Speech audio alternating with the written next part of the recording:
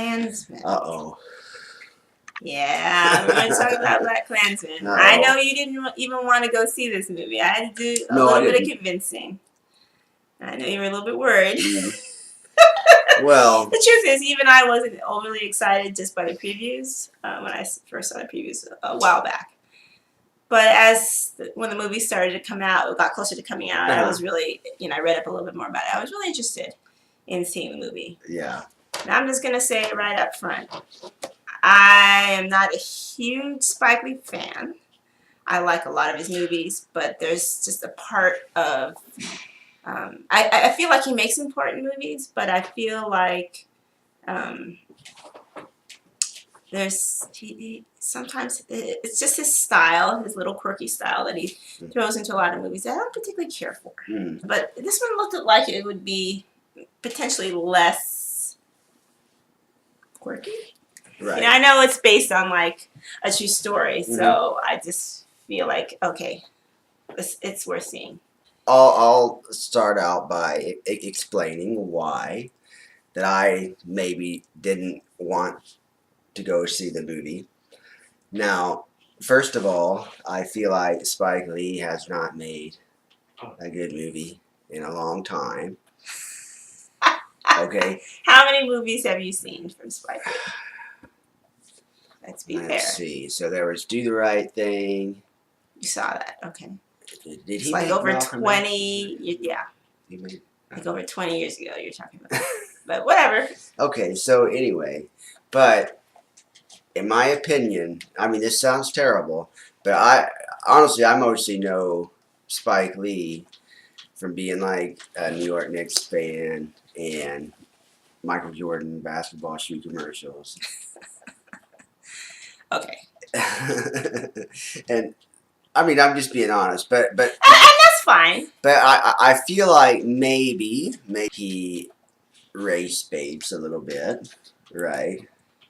Yes, that is a critique often. A lot of people, and I'm just going to say, I think a lot of white people do not like Spike Lee because they feel like he's racist, and he does do a lot of race baiting, and he always does things that kind of portrays whites in a negative light. But you also have to think about his movies in context. I mean, a lot of his movies are based on context and situations where, let's be honest, whites have been racist or have been disparaging to blacks. And so those are the themes that he chooses to tell his stories about. Right.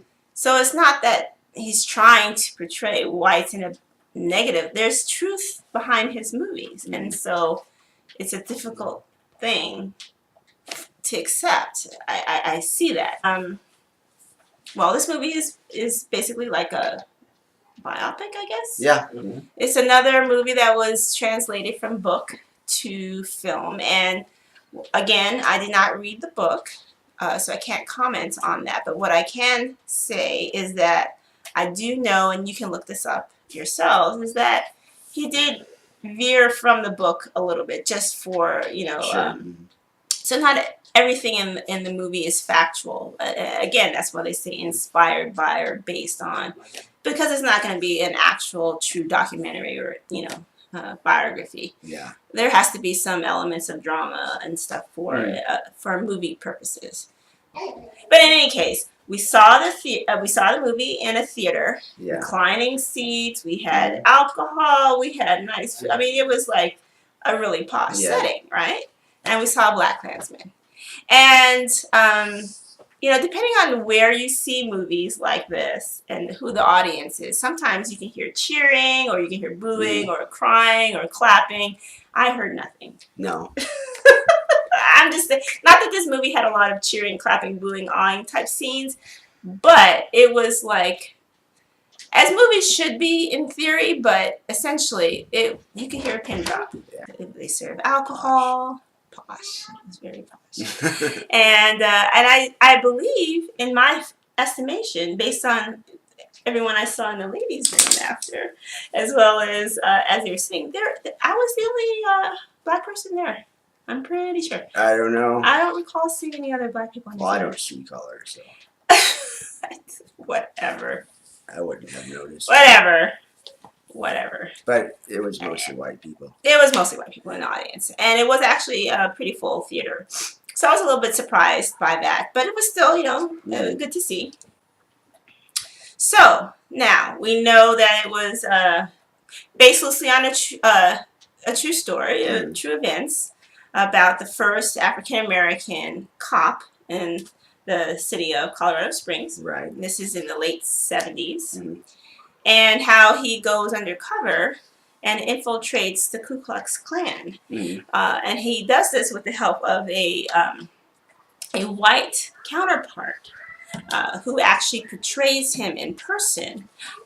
Obviously, a black cop or a black male would not be able to visually in person infiltrate the Ku Klux Klan, but he was able to do so. He maintained contact with the Klan via telephone calls and even written correspondence. And he had a counterpart who was white who went undercover to portray him in person at these meetings and what have you. And so through that, he was able to infiltrate the Klan and investigate their activities. And the gist of it is that he was able to, the team, this investigative undercover team of white-black cop combo, were able to at least, in real life, they were able to prevent a lot of the somewhat what you would call terrorizing events that the Klan was known for, the cross burnings and things of that nature in the city. They did not, in real life, there were no arrests made. In the movie, of course, we have to give it a little drama. So, yeah, there were some events in the movie that were fictional in order to move the story along. Overall, I don't think it was nearly as inflammatory as people may have perceived it to be based on either the title or the association of Spike Lee or what have you. I thought it was actually a very good movie. It was entertaining. And I thought it was well acted, particularly by the main star, who happens to be Denzel Washington's son. And I tell you, there are many times in that movie where you think you're listening and seeing a young Denzel Washington. It's uncanny how much his son sounds like him at times. But it was a very good movie. I thought it was something that anybody could watch and appreciate. I was not personally offended by any of the scenes, but again, it was. Let's be honest. It is written, I think, for a black audience. Well, now this is something where I think is a perfect example where oftentimes people can get caught up in the hype of something.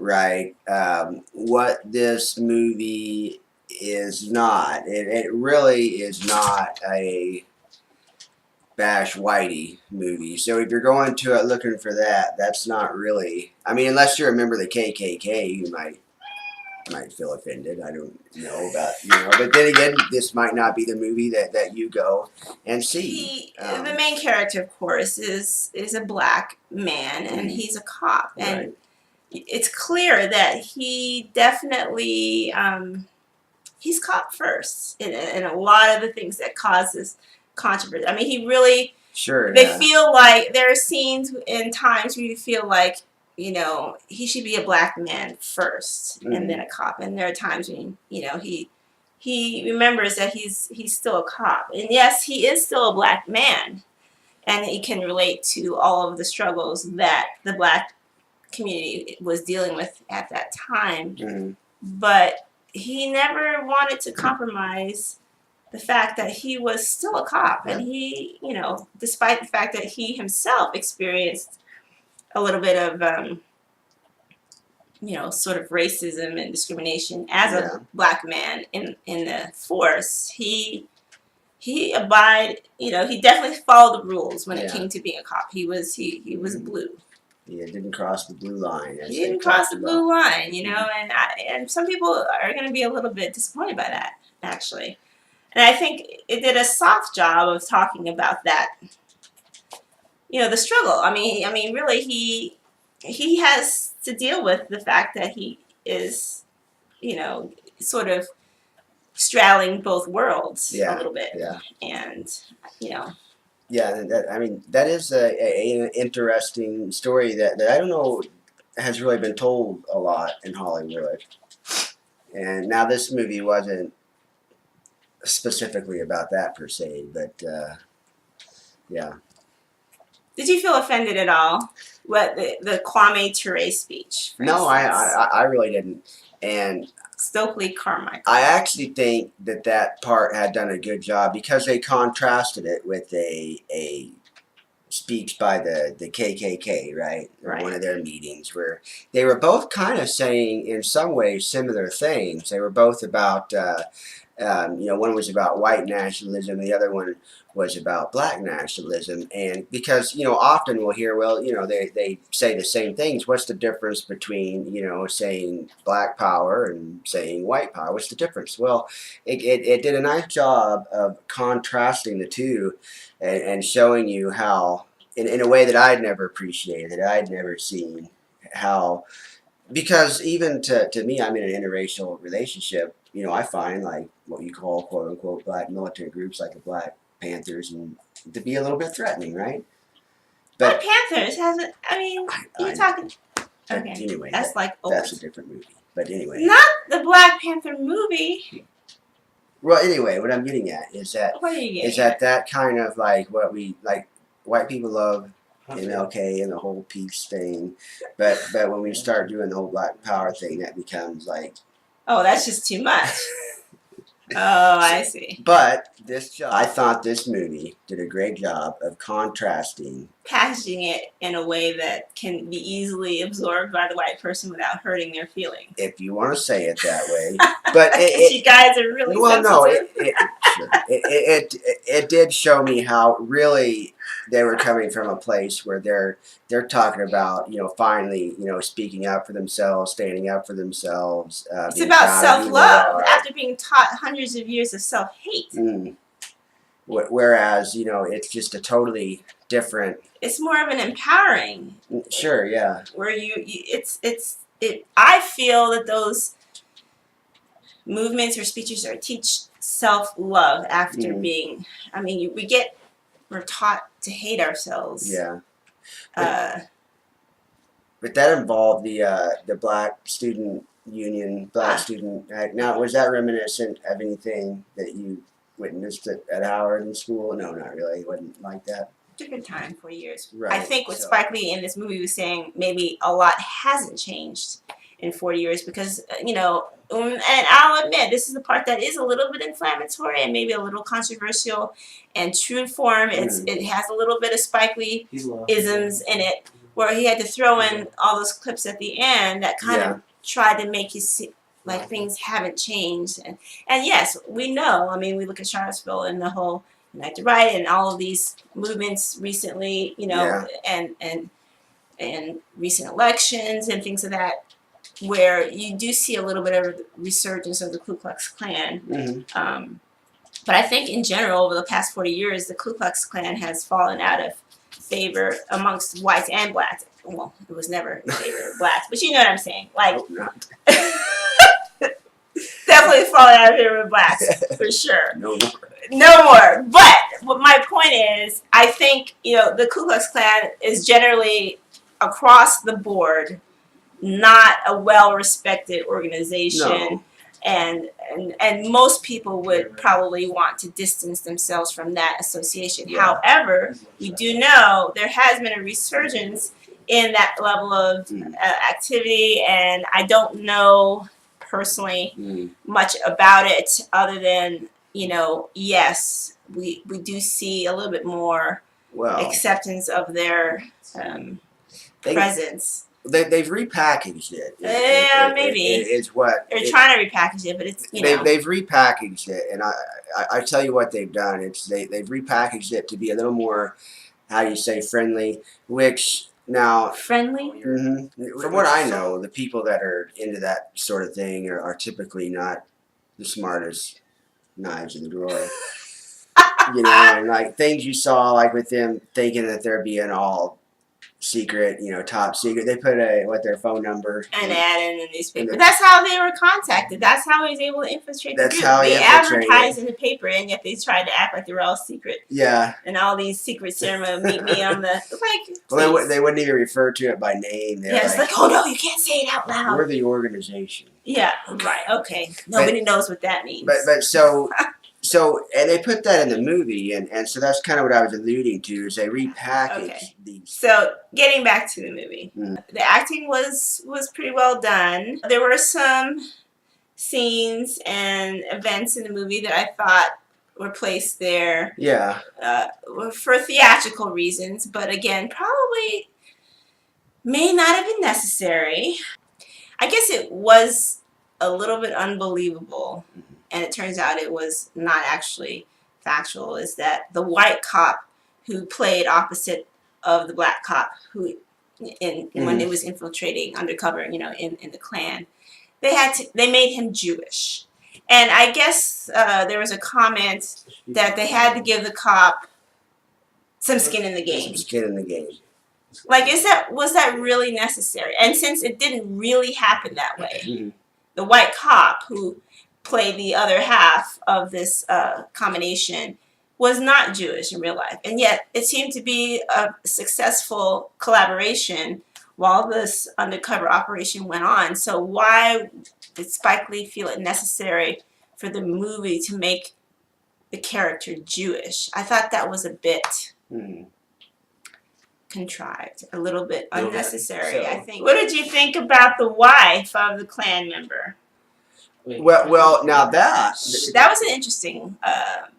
Now let me tell you, because the wife of the Klan member, and remember, this is supposed to be a little bit of a modern political movie too.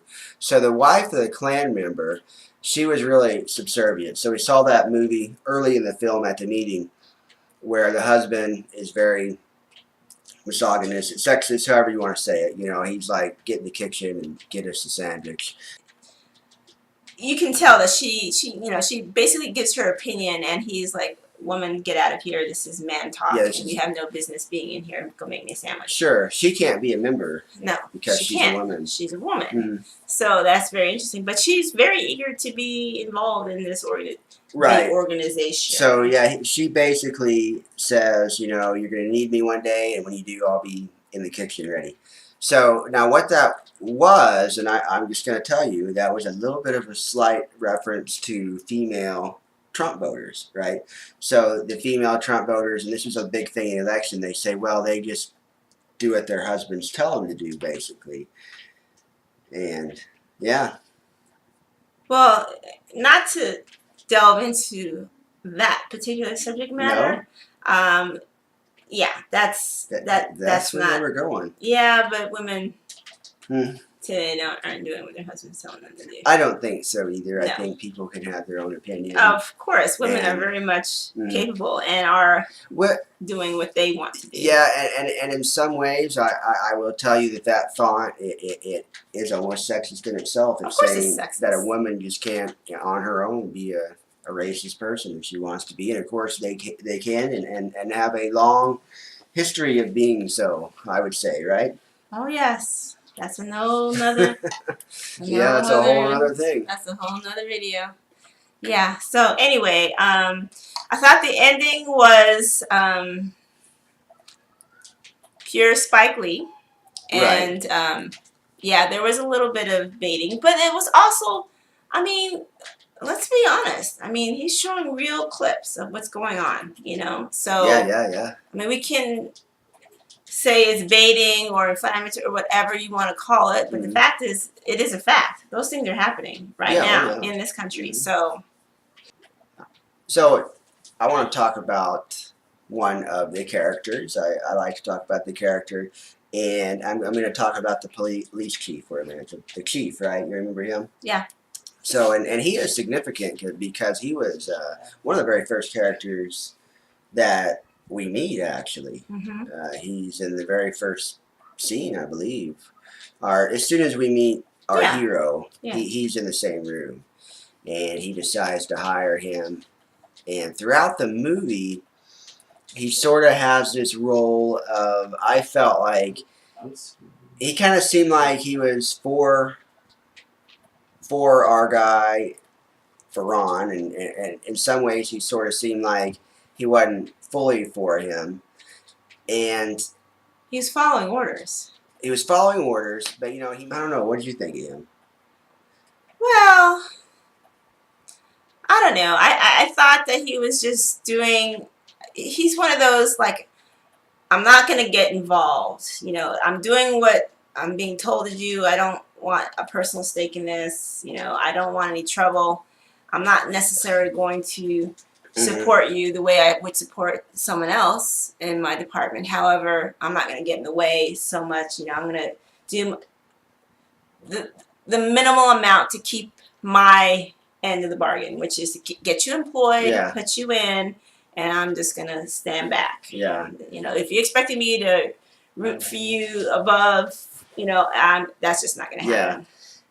Yeah. And I find that kind of indifference common. Yeah. It's like, while I'm not personally going to do anything to hurt you or discriminate against you personally, I'm not going to prevent or support or either reprimand those who will.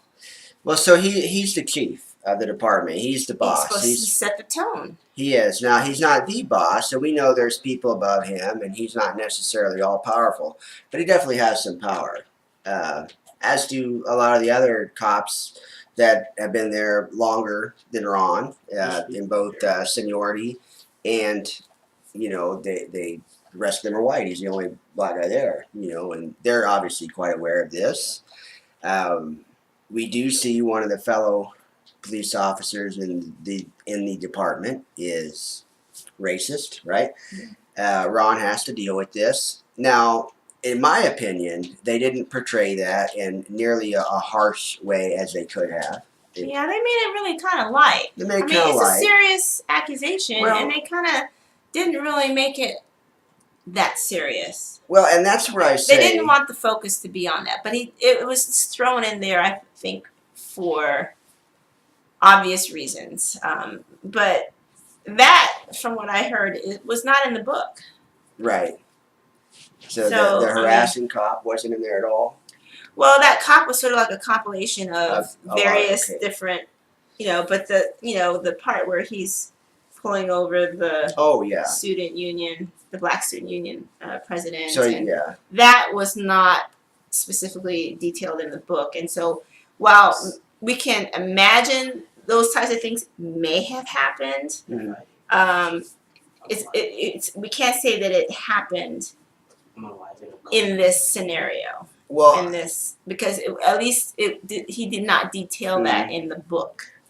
I think he was there to represent just the institutionalized racism that he was there and to show, to tie into, of course, present day but then abuses in the force. The chief, I think, was also there to represent not the racist white officers, but just the quote, you could even say non-racist white officers, the white people, that now they're not racist, they don't do anything racist, they're your friend, but they also don't do anything to further your cause. Like, they weren't going out of their way to stop the racist cop. The chief wasn't doing anything to really help or counsel. And I find that's what the real issues are that are still pervasive today. Right, it's the ones who don't want to stir, to really weed out the bad cops and weed out the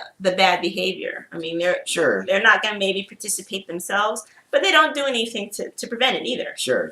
And, it makes you think a little bit as a white person myself, how many times have I been involved where, maybe a person is racist or whatever, and, you don't, it's kind of like, well, what am I supposed to do about it, Well, if you're the police chief, there's plenty you can do about it.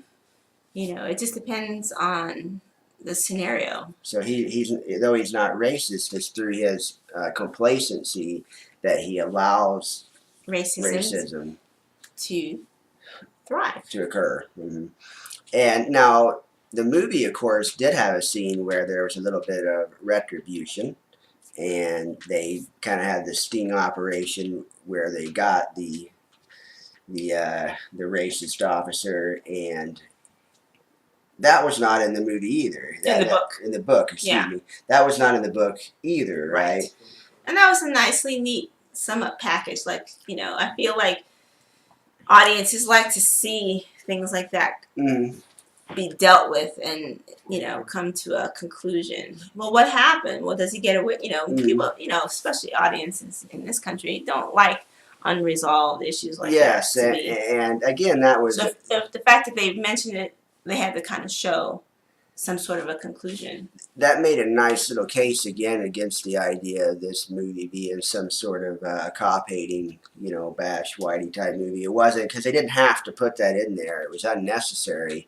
Of course, that's not what happened, is that police abuse continued and continue to this day. So that it was completely unneeded for them to put this sort of happy ending, you know, that the racist cop got his day sort of thing, when that's not even what happened. So, you know, they didn't portray cops in it. They portrayed it as a lot more complicated than that.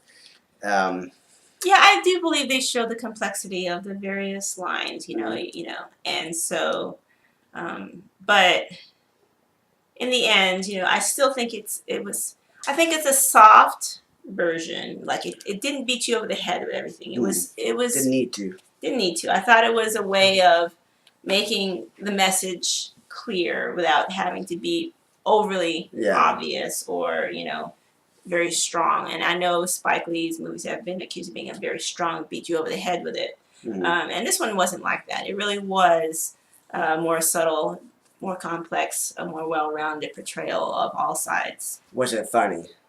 It had humor in it. It had some humor, but I wouldn't call it a funny movie. Right. But it did have some humor in it. It wasn't dark. It wasn't too dark or depressing either. It was definitely, you know, like I said, it was sort of a softer, lighter telling of a story that made it easier for everybody to appreciate and without feeling overly offended. The only thing that of interest that I would like to really find out is if David Duke, since he is portrayed in this movie, if he has any comments, if he's even seen the movie, which I'm sure. I know I can't say. Maybe he has, maybe he hasn't. But it would be interesting to see what he had to say about this movie. Those types, he probably. Overall, I thought the movie was, generally speaking, well done, and it's something that I would recommend you see. And I don't think it's something that white people need to be afraid of seeing. No. I'm not going to comment on that. So, anyway, BlackKklansman. Not a bad movie. Don't be scared to go see it. It didn't make you think deep down. I think the thing where that I got from it most as a white person was, again, the portrayal of the chief and even the other white officers who they knew about the actions of the racist officer. They were aware of it. They felt bad about it. They didn't approve of it. They weren't involved in it. They didn't themselves do it. But they were doing nothing to stop it either. They weren't, they didn't even speak up about it. In fact, when they talked about it, it was just kind of, they talked about it like it was just some kind of like, oh yeah, you know, unfortunate little part of life, you know, but they didn't even go as far as to even say out loud, like, yeah, that's wrong, or, you know, they really didn't. Yeah, they're like, oh yeah, we know who the bad guy is. Yeah, you know. Everybody knows that's so-and-so. So you see how their complacency allow that behavior. Surely. Continue. I mean, you think, what if every, you know, person that was involved in, you know, if there was something wrong going on, if everybody else that saw that wrongdoing going on spoke out against it, surely change would come even quicker. I mean, you know, I wasn't there then, but I'm here now. You know, it makes you think, what are you complacent about right now? You know, what are we being complacent about at this very moment? You know. Anyway. All right. Well, that was BlackKklansman. BlackKklansman. Go see it. Go see it. Black Power.